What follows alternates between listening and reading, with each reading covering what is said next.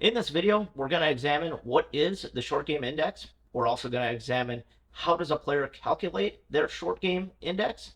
And then lastly, I'm going to apply the short game index that you learned in the video to some recent rounds that are more famous in history, like Tiger's final round of the Masters in 2019, as well as a couple other famous rounds in recent history. I really hope that you enjoy the content of this video. I hope you like it so much that you even consider hitting the like button.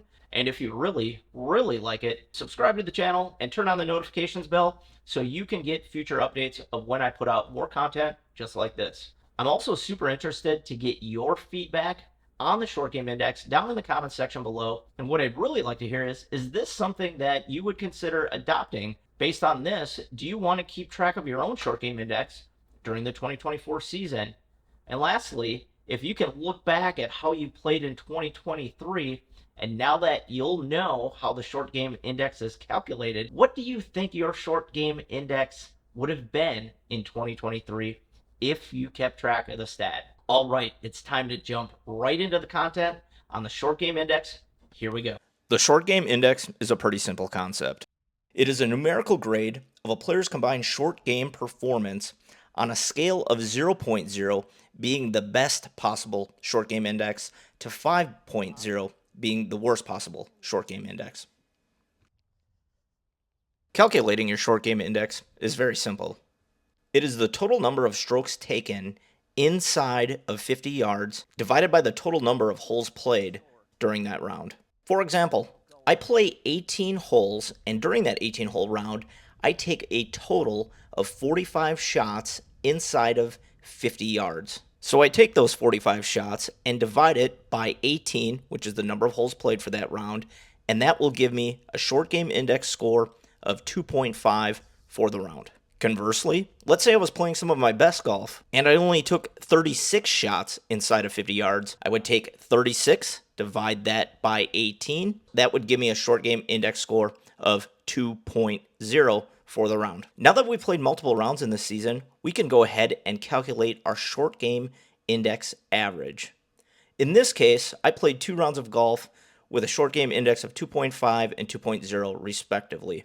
I add those together, divide that by the total number of rounds played, and in this case, I have a short game index of 2.25 for the season thus far. So why is this information valuable?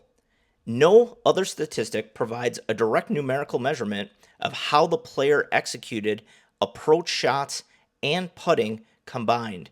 In some cases, players track putts per round. In other cases, players track putts per round plus up and down percentage.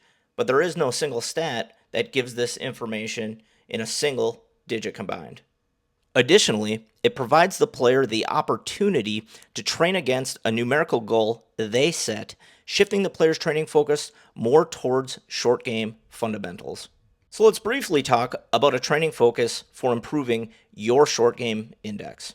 When developing a short game training index strategy, we must consider the importance of consistent performance on shots taken from beyond 50 yards, and especially on shots taken from the 50 to 150 yard window. Players who can consistently hit the green from 50 to 150 yards are going to be able to manage a short game index closer to 2 simply because their first shot taken within 50 yards is being taken with a putter. We need to recognize that players who want to improve their short game index need to improve their ability to hit golf shots at intermediate distances, especially with their sand wedge and gap wedge. The second fundamental, pitching and chipping in the 50 to 25 yard window, with the focus being getting up and down as frequent as possible. Even the best players in the world are going to miss greens at 50 to 150 yards at times. But what sets them apart from golfers like you and I is their ability to recover from those mistakes.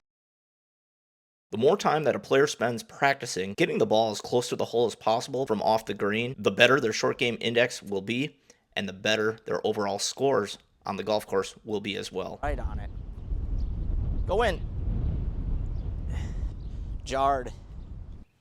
Okay, let's have some fun and let's apply the short game index to some recent rounds in history, starting with Tiger Woods' final round at the 2019 Masters, the last major championship of his career. What's notable about this round is that Tiger's short game index was not extraordinary, yet he still played good enough to win, shooting a 2 under par 70, and he really accomplished that through hitting a lot of greens in regulation and making a lot of 2 putts for a short game index of 2.0 for that round.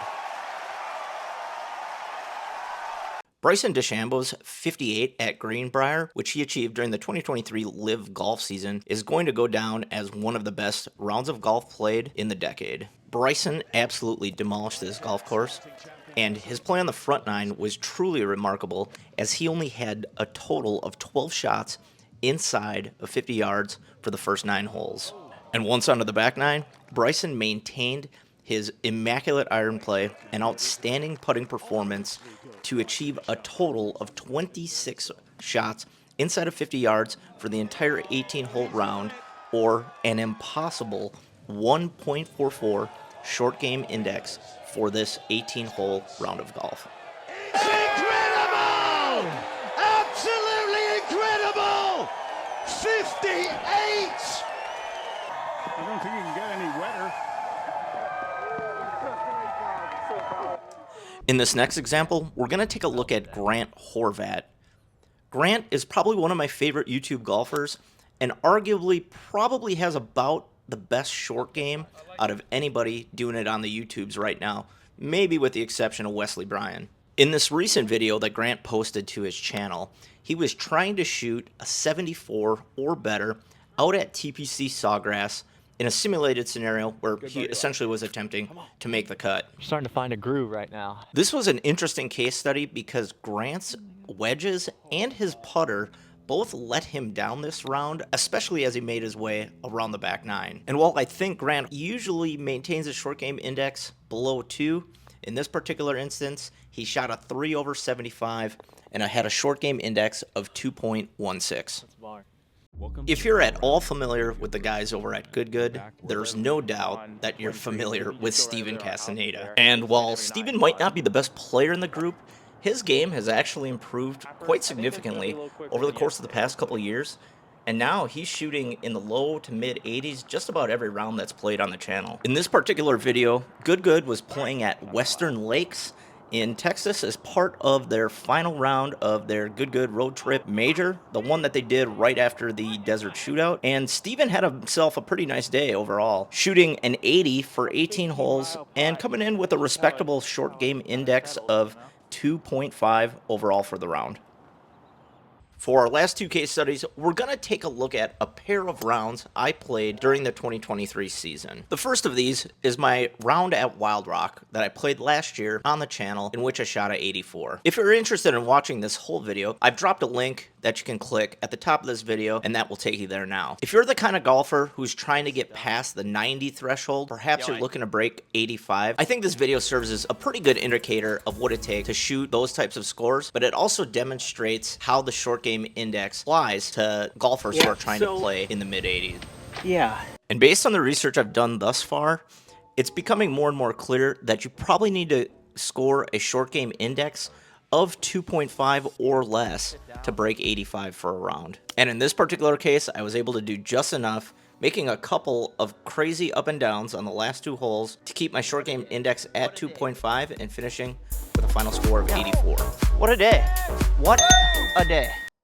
And well, for this last example, we're going to take a look at what bad golf looks like and what bad short game index management looks like as I played this round out at Whistling Straits, the Irish course, last fall. I showed up to this course with a handicap of 7 and left with a score of 101. This was my worst round of golf in over 2 years.